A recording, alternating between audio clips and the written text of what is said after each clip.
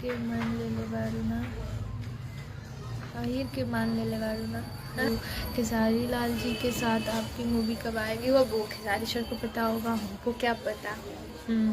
आप कितना स्मार्ट लगती हो। अच्छा, नीलेश कश्यप आपको काम क्यों नहीं दे रहे? अब वो जाने। देखिए, सबसे पहले तो सब लोग अपना फ़ायदा देखते हैं, तो सबको अपना अपना लालच है।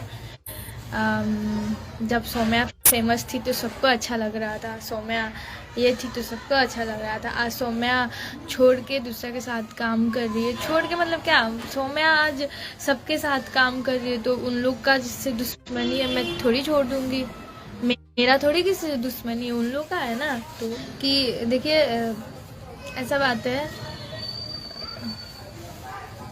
छोड़िए, मैं बोलना ही नहीं चाहती हूँ, क्योंकि फिर लाइव देखते हैं ये लोग और रात को 200-300 लोगों को लेके एक लड़की को मारने आ जाते हैं। क्या बोले, ऐसे लोगों को बोल क्या सकते हैं।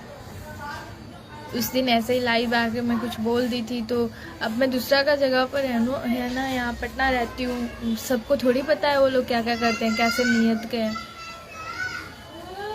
और क्यों सौम्या दूर हुई है, वो तो सौम्या को पता है और ऊपर वाले को पता है, और वो खुद को पता है। वो लोग जो लोग खुद को इतना